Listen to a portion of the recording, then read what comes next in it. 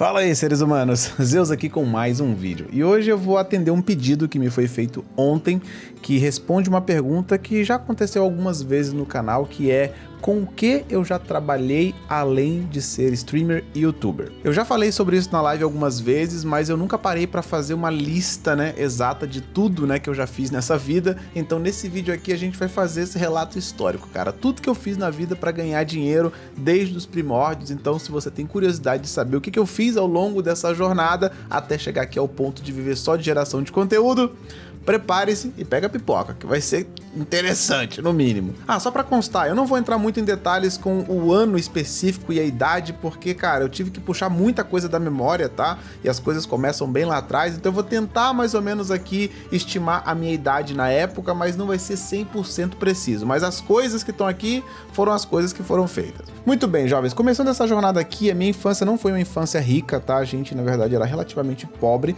Minha mãe, ela vivia com uma tia minha, então a gente morava meio que de favor, com eles e tal, então não era como se a gente tivesse muita grana, na verdade era bem pelo contrário. Então eu não tinha dinheiro nenhum, não recebia dinheiro de forma nenhuma, assim, era uma parada que não era parte, da minha rotina mesada, por exemplo, nem nada do tipo. Eu não lembro exatamente a idade, mas eu vou chutar aqui que era por volta dos 10 aos 14 anos, nessa época a gente morava em Minas Gerais, bairro Baronesa, e eu tinha que fazer dinheiro porque eu gostava muito de jogar fliperama e ninguém me dava dinheiro pra fazer isso, então eu tinha que dar um jeito de arrumar a grana, pra fazer isso. E uma das coisas que eu fazia era catar latinhas ou qualquer tipo de metal na época, pra vender em ferro velho. Então, cara, nessa cidade não era só eu que fazia isso, tá? Ali no Baronesa tinha uma galera que fazia esse tipo de coisa, a gente quase que setorizava, assim, os lugares, tinha até uma certa competição pra você não invadir o setor, do amiguinho.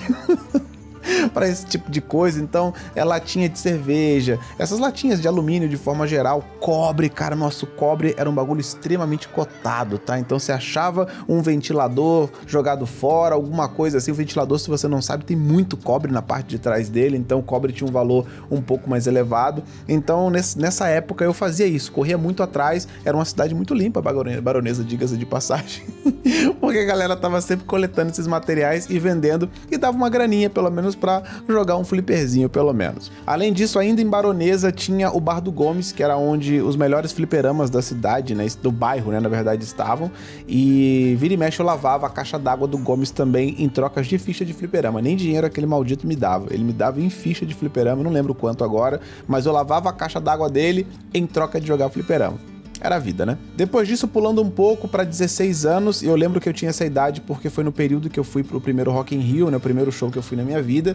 Eu trabalhava como ajudante de marinheiro. Nessa época minha mãe já estava morando sozinha, eu já morava só eu e ela trabalhava meio que como caseira, Tinha um pessoal que era rico, tinha uma casa em Angra dos Reis, e eles vinham todo fim de semana e minha mãe fazia tudo na casa, limpava, cozinhava e tal, etc. E a gente morava num quartinho que tinha nessa casa, e aí eles sempre saíam de lancha, Então eu meio que era a pessoa que lá abastecia a lancha, deixava tudo preparado, limpava a lancha, levava eles de bote pra lancha, voltava, deixava a lancha pronta pro marinheiro só entrar e levá-los, pros passeios deles. Era o trampo que eu fazia. Eu nem lembro quanto eu ganhava nessa época, mas foi o suficiente para eu juntar um dinheirinho, ter minhas paradas, e foi o dinheiro que eu usei para ir no primeiro show que eu fui na minha vida, que foi o Rock in Rio em 2003, se eu não me engano. Pouco depois dessa época, a gente se mudou de bairro, ali dentro de Angra dos Reis mesmo, e eu tive a minha primeira visão. Esse aqui, cara, é um pouco obscuro, na verdade, tá ligado? Eu lembro que eu fiz isso aqui, mas eu não lembro exatamente como foi que a gente conseguiu fazer isso. Eu e um amigo, Valtinho, não sei se ele vai ver esse vídeo aqui, ele vai lembrar dessa parada. A gente abriu uma loja de videogame, tá ligado? A gente pegou o nosso videogame, eu tinha um PlayStation na época, PlayStation 1, eu acho, ele tinha um outro videogame, acho que eu tinha um Super Nintendo também, e eu não sei como a gente conseguiu alugar. O que eu tô tentando lembrar agora é como que a gente conseguiu alugar o lugar onde a gente fazia isso. E isso não deu muito certo, tá? Não durou muito tempo, porque a gente colocou os nossos videogames lá, levamos uma televisão pra lá, não sei nem como é que minha mãe deixou fazer isso também, porque a gente era menor de idade, tá ligado? Então eu tô tentando lembrar como é que a gente conseguiu essa proeza. Eu acho que o Valtinho conhecia alguém que deu essa moral pra ele. Algumas coisas foram facilitadas pra gente fazer isso, então a gente teve essa lojinha com videogames, a gente tentou fazer ela funcionar, mas a gente não gerou dinheiro pra fazer a rotação da parada, não tinha um investimento por trás. Então eu sei sei que a gente tentou fazer isso funcionar, durou por um tempinho, a gente fez uma graninha, mas a gente não conseguiu sustentar a onda, né?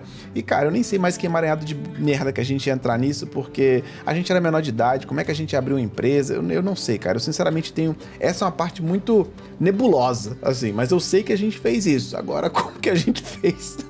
Eu sinceramente nem sei explicar, cara, de verdade assim, mas não durou muito tempo e enfim, essa lojinha acabou. Ainda nessa faixa aí dos 17 pros 18 anos eu comecei numa banda, tá? A gente ficou com essa banda por muito tempo, acho que foram 10 anos de banda ao longo, né, dos anos. Não era uma parada que dava dinheiro, na verdade a gente gastava mais do que qualquer outra coisa, mas assim, de vez em quando rolava alguma coisinha, um showzinho ali, um showzinho pagando uma cerveja, um showzinho pagando uma paradinha, era nada, mas era um trampo também, tá ligado? A banda, por mais que fosse divertido, a gente tinha um comprometimento com ela e vira e mexe voltava alguma coisa dela também, mesmo que fosse muito pouco, então eu não queria tirar isso da fórmula. A banda Osga, inclusive se você procurar na internet você vai achar alguns vídeos perdidos aí da banda Osga, tava também na fórmula, nessa faixa aí dos 17 para os 18 anos foi quando começou. Ainda nessa faixa dos 17 para os 18 eu trabalhei como ajudante de pedreiro também, alguns bicos que apareciam, eu tava lá para ajudar, fazer o que fosse possível para juntar uma graninha, para fazer cursos que eu tinha interesse. Eu sempre tive essa visão pra frente, né, cara? Eu fazia as paradas, não era pra sair gastando, assim, eu sempre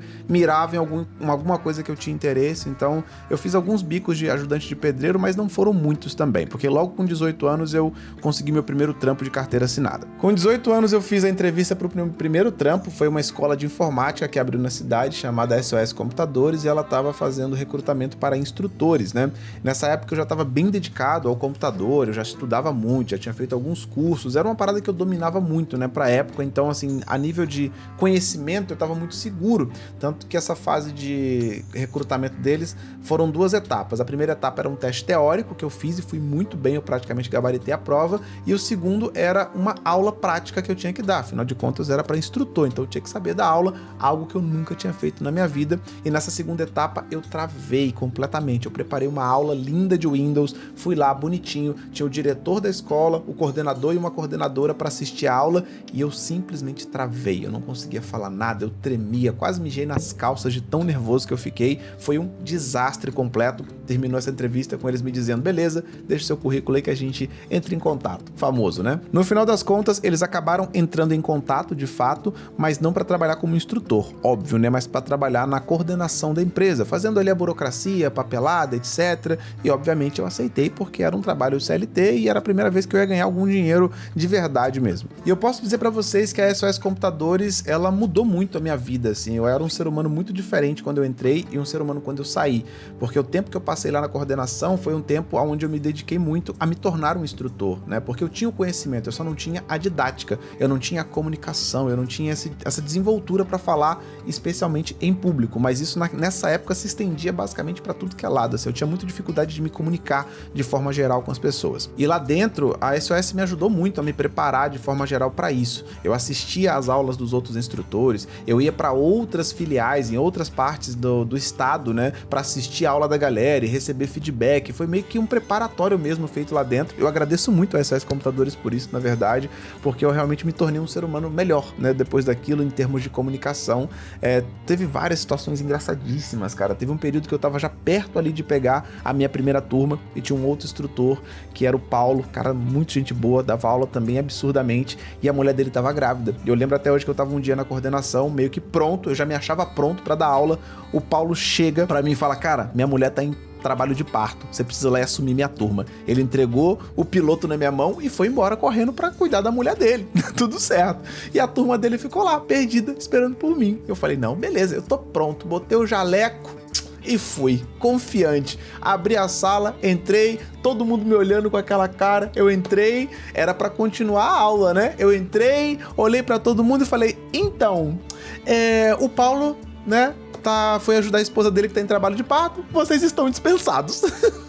Eu peidei, cara, mas peidei forte, assim, eu não consegui. Era pra eu ter continuado a live, mas eu peidei de novo, dispensei a turma, todo mundo foi embora e eu fiquei muito desapontado, na verdade. Fiquei muito decepcionado comigo, porque eu achava que estava preparado já pra dar aula e naquele momento a minha confiança toda foi pro lixo e eu tava perto de pegar uma turma, né, somente minha mesmo. Felizmente, quando eu peguei a minha primeira turma, cara, foi tudo muito bem. Eu acho que foi o medo de pegar a turma do cara e não ser muito bem aceito, porque eles já estavam acostumados com alguma coisa, então aquilo ali realmente não foi uma experiência boa. Mas quando eu peguei a minha turma mesmo do começo, do zero, e me apresentei e eles já me viam como o instrutor deles desde o início, foi outra coisa, foi bem diferente. Então toda aquela confiança voltou e a partir dali eu me desenvolvi demais, cara. Porque basicamente em todos os trampos que eu fiz, eu nunca tive essa passividade de só fazer por fazer, tá ligado? Eu sempre quis me destacar nas paradas que eu fiz, então nessa época eu dava muita aula, cara. Tinha as turmas do sábado, eram turmas que ninguém queria pegar, porque geralmente as aulas eram de 1h30, 2 horas no máximo,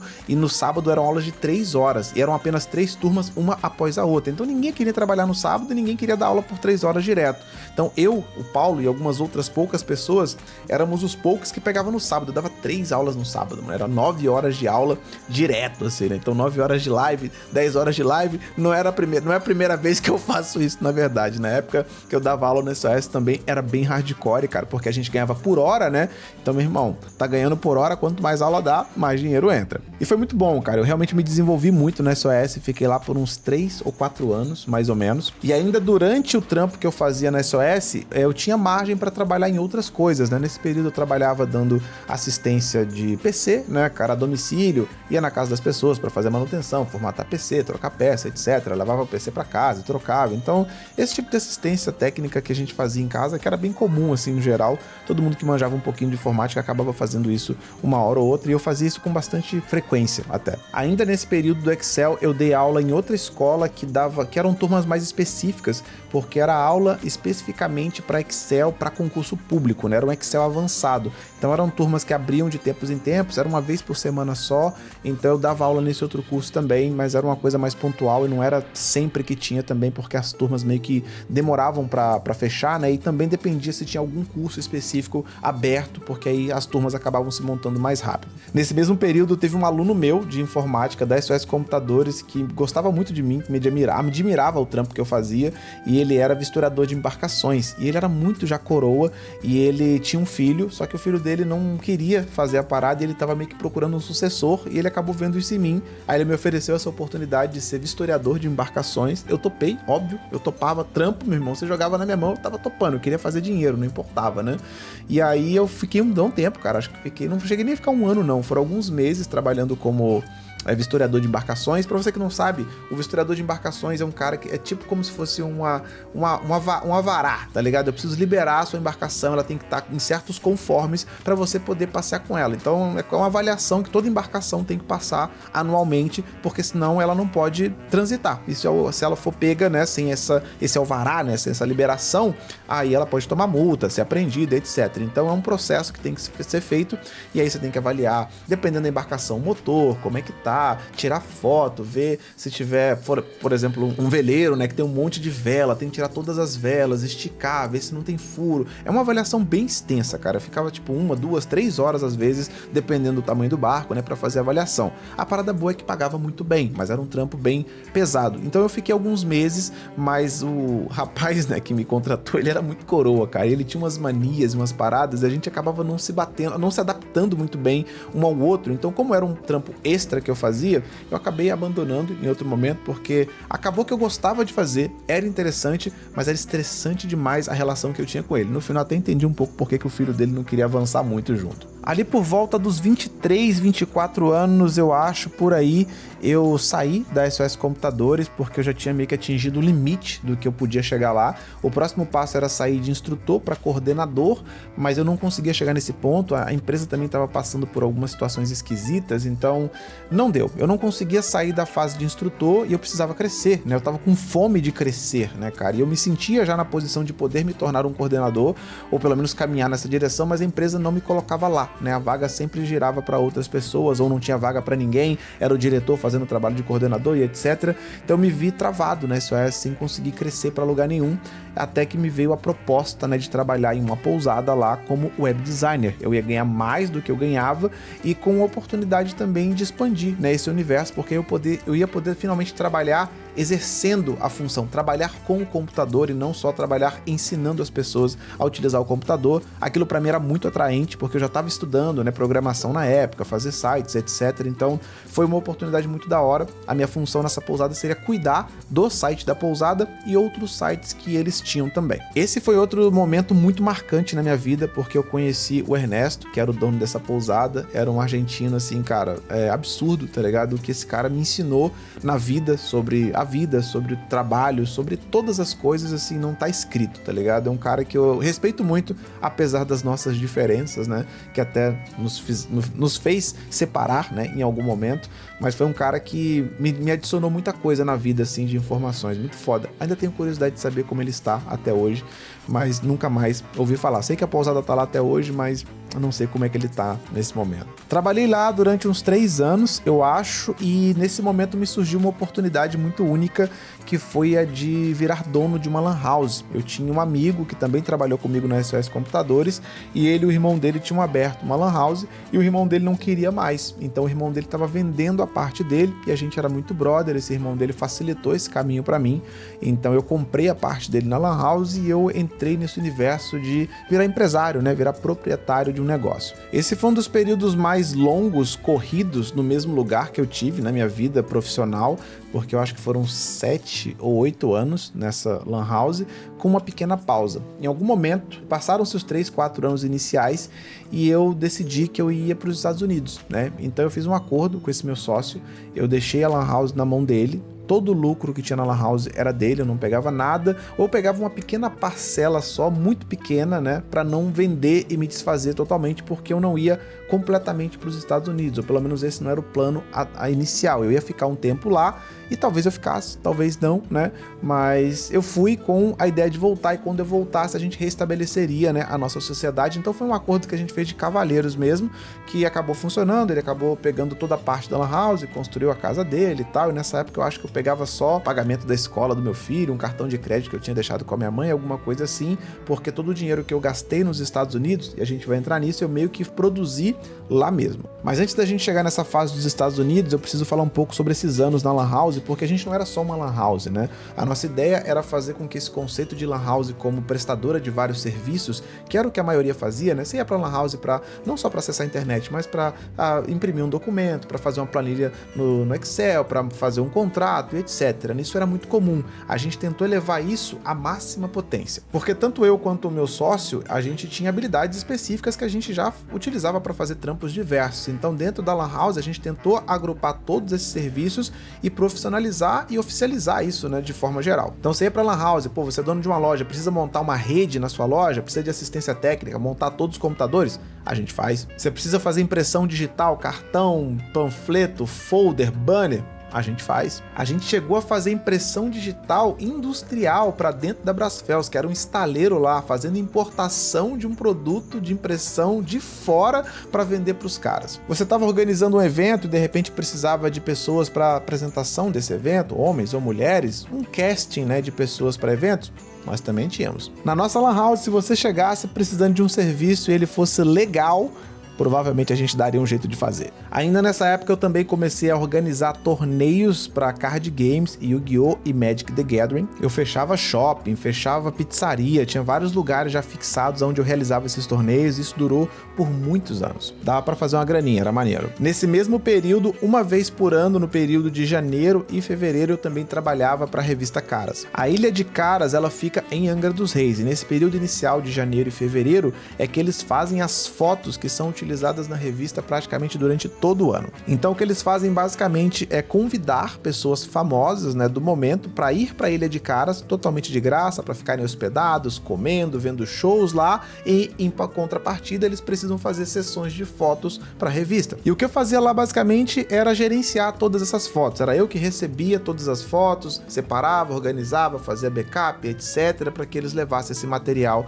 para usar seja lá onde for. Então geralmente no fim de semana, né, sábado ou domingo ou sábado e domingo, né, de janeiro e fevereiro, eu trabalhava na Ilha de Caras. Um dos braços da Lan House também era o desenvolvimento web, né? Então eu tinha vários clientes de website, fazer website para uma galera, fazer a logomarca, esse trabalho de designer gráfico e de web designer também era feito por mim apenas, e eu tinha uma carteirazinha de clientes que chegaram, né, por causa da Lan House. Então essas que eram as atividades, né, que eu fazia meio que antes de ir para os Estados Unidos. Agora vamos para essa fase. Estados Unidos eu acho que aconteceu ali por volta dos 28, 29 anos. Eu fui lá com a premissa de ficar por 6 meses e foi exatamente o que eu fiz. Eu cheguei lá com pouco dinheiro e o meu objetivo era trabalhar e fazer a grana que iria me sustentar por lá. Eu não podia depender de nada aqui do Brasil, né? Eu tinha que fazer o dinheiro lá para conseguir ficar esses 6 meses por lá. Muitos de vocês não sabem, mas eu tenho familiares que moram nos Estados Unidos, né? Eu tenho 2 irmãos que moram lá e minha ex-madrasta mora lá com eles também, então eu não tive que pagar aluguel, fiquei na casa deles ali, na sala mesmo, então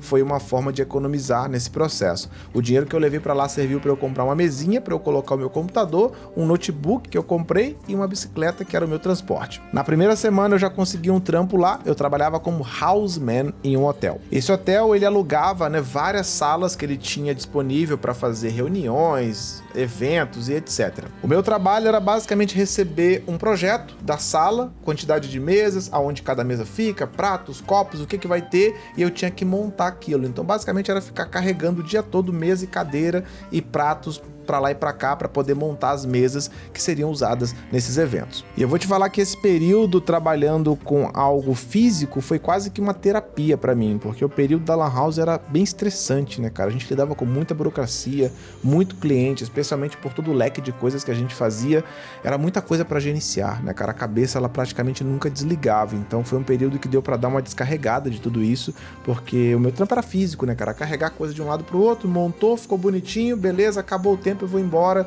e eu não preciso pensar mais nesse trampo até eu voltar no dia seguinte. Então era bem relaxante até, eu diria. Fiquei por um bom tempo nesse hotel, alguns meses, até que eu recebi uma proposta mais interessante para trabalhar com um cara fazendo montagem de equipamentos esportivos. Todo o resto do tempo que eu fiquei lá foi trabalhando com esse cara, a gente rodava o estado de Massachusetts inteiro, ele basicamente trabalhava para várias lojas, né, que vendiam esses equipamentos, Dick's Sporting Goods, eu não lembro o nome das outras, mas aí basicamente a gente chegava lá, pegava o equipamento, ia pro lugar, montava, era muito treadmill, né, que a gente montava, esteira, né, de correr, bicicleta e cesta de basquete. Cesta de basquete, meu irmão, era todo dia montar um monte de cesta de basquete. É impressionante como eles montam cesta de basquete, cara. Todo mundo quer ter uma cestinha, e tem de vários tipos. Tem cesta de basquete que é só aquela que você monta a estrutura, ela fica presa ali com peso no chão. Tinha cesta que a gente tinha que fazer a massa, pregar mesmo, colocar o poste e tal. Tinha vários níveis, né, de complexidade nisso. Cara, foram várias situações, assim,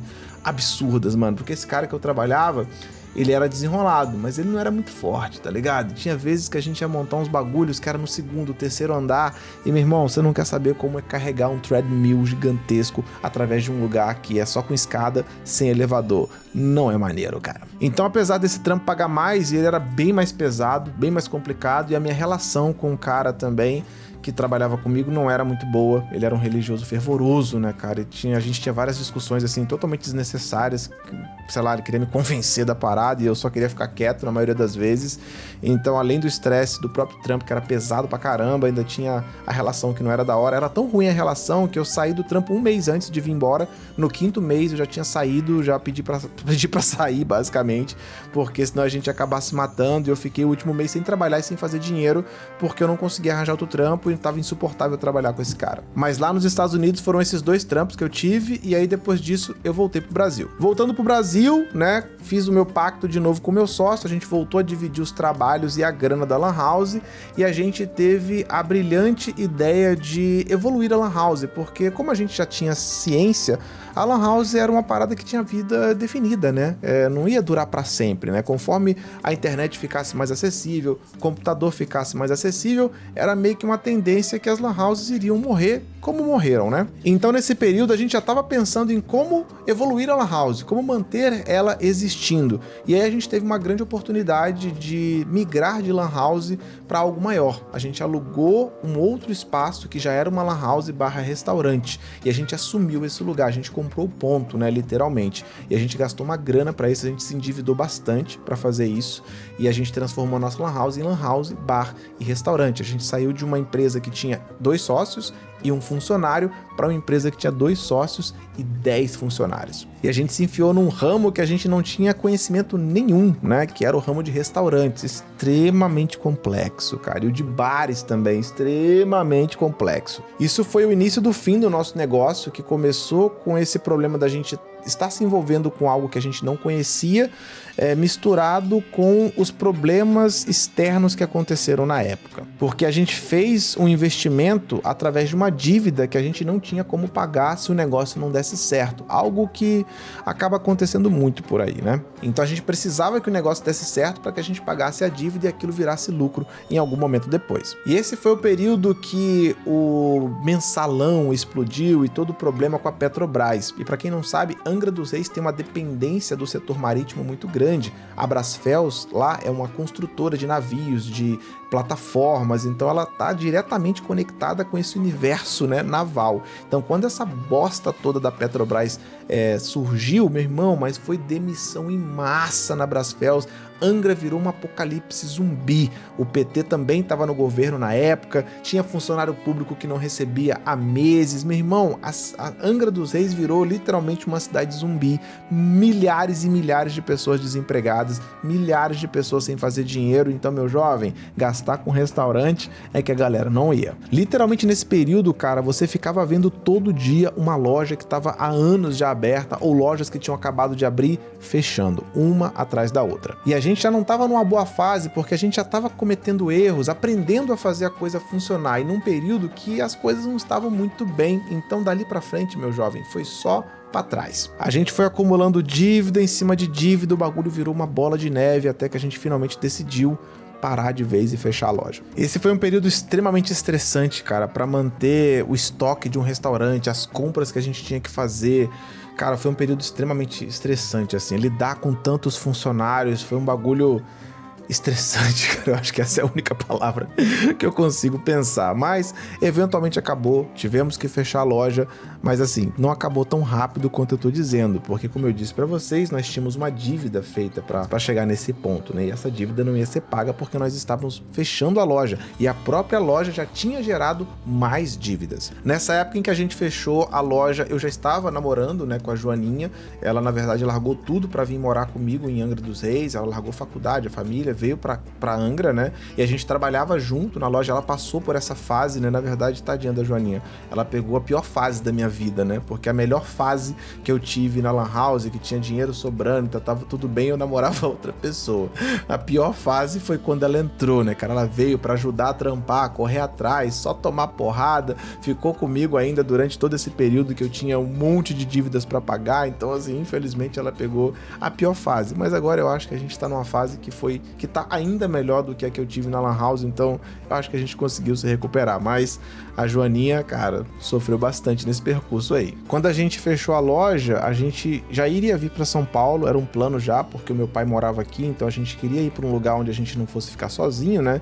Então São Paulo já era um lugar interessante, né, por todo o potencial que São Paulo tem, e eu não estaria sozinho porque o meu pai já morava aqui.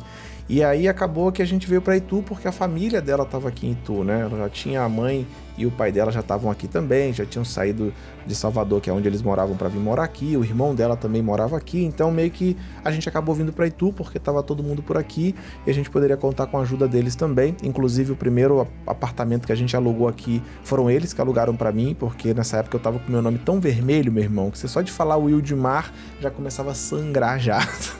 De tanta dívida que eu tinha, então eu nem ia conseguir alugar porcaria nenhuma. Então o primeiro aluguel que eu tive aqui em Itu foi por causa dos meus sogros, né? E a gente veio pra Itu. E em Itu, meu jovem, eu cheguei com um braço forte, muita vontade e nenhum dinheiro, né? E aí aqui eu consegui o meu primeiro emprego nessa região, que foi em uma ONG chamada MUC, que trabalhava com macacos, e eu trabalhei na comunicação dessa ONG por quase um ano. Essa foi uma das experiências mais traumatizantes que eu já tive na minha vida. Talvez valha a pena fazer um outro vídeo sobre isso, mas eu não sei se eu quero entrar muito em detalhes sobre essa fase da minha vida. Eu gostaria até de esquecer dela. Me traumatizou um pouco com relação a ONGs de forma geral. Fiquei lá o quanto eu pude. Era bem complicado porque nessa ONG ela fica meio que isolada, né, da sociedade no meio do mato.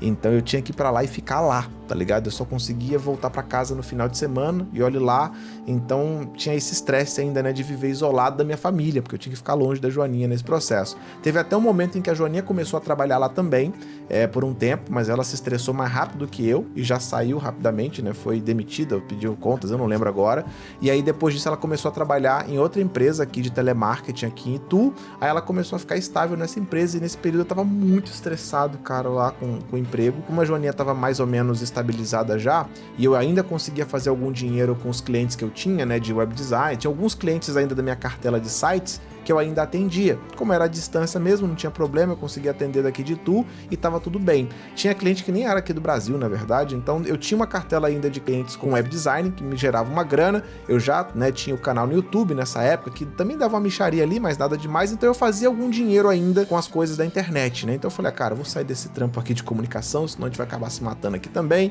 a Joaninha tá empregada, eu saio, procuro emprego e a gente segue adiante. Aí eu saí desse trampo com comunicação, comecei a jogar currículo pra tudo que é lado. Nesse período eu comecei a tentar pensar em estudar programação, mas o mercado de programação de forma geral estava muito saturado, cara. Você viu umas vagas absurdas solicitando que você fosse praticamente um deus para te pagar um salário michuruca. Tava muito desanimador, tava distribuindo currículo para qualquer coisa, cara. Qualquer parada que fosse eu tava ali aceitando e tava muito complicado de arranjar um emprego. E aí eu me dei conta que o único lugar de onde eu tava tirando dinheiro era a internet, era o meu canal do YouTube, eram os sites que eu fazia, era isso, era não sei o que. Eu falei, cara, quer saber? Já que eu tô fazendo aqui um dinheirinho, tô fazendo no mínimo um salário aqui já com internet, eu vou focar nisso, né? E foi exatamente o momento onde eu resolvi dedicar tudo que eu tinha à internet. Então eu parei de distribuir currículo, aqui em São Paulo eu finalmente tive acesso a uma internet decente, comecei a fazer as lives, comecei a organizar mais o canal no YouTube, e foi nesse momento que eu dediquei tudo ao que eu tinha aqui. E daí pra lá, meu jovem, nunca mais eu trabalhei em nenhum outro lugar. Na verdade, minto, porque teve um período, há uns 3 anos atrás, que eu tava muito ferrado de grana, tava muito complicado, porque a gente teve que dar um apoio pro meu sogro e pra minha sogra, que ficaram numa situação muito complicada, então eu tava meio que... Eu acho que vocês pegaram um pouco dessa fase, que eu tava meio que segurando a onda de uma cabeçada de pessoas, né? Então tava muito difícil, o dinheiro não tava dando, então eu comecei a trabalhar junto com o pessoal do Noping. Eu trabalhei na área de marketing do Noping por alguns meses, mas eu tava fazendo jornada dupla. Eu acordava às 7 horas da manhã, fazia live, fazia vídeo, entrava no Noping, que era home office, mas era direto, né? E eu tinha que ficar logado o tempo todo lá. E eu, cara, acordava às 7 horas da manhã, dormia 10, direto, assim. Eu fiquei alguns meses nisso, mas, cara, burnout completo, assim. Meu corpo entrou em declínio, não teve como, assim. Eu tive que sair, né? Ou parava de fazer live e o canal no YouTube, ou saía do Noping. Como ainda, né, o que eu fazia aqui era muito mais forte, deixei o Noping de lado, não tava tendo como sustentar isso. Foi quando eu comecei a voltar pra academia, né, pra recuperar o meu corpo, né, de forma geral. Então teve esse momento, né, de queda, que eu tive que fazer 2 trampos, né, ao mesmo tempo. Mas eu acho que foi o único momento em que eu parei, assim, de mexer só com a internet pra ter um outro trampo meio que por fora, né, terceiro. E com isso, meus jovens, chegamos aqui, até esse momento, né, estamos aqui, continuamos vivendo apenas de internet, continuamos crescendo e não pretendo fazer outra coisa não. E meu amigo, que jornada, hein, cara? Eu acho que eu não esqueci de nada, fui bem detalhista aí o máximo que eu pude com todas as coisas que eu já fiz por aqui. Então, meu jovem, se você tinha curiosidade de saber o que eu já fiz nessa vida antes de virar streamer e youtuber, tá aí esse listão histórico pra você. Curtiu? O que você achou? Deixa aí nos comentários aí o que você achou dessa jornada. Comenta, deixa um like, dislike, compartilha isso aí com seus amiguinhos aí.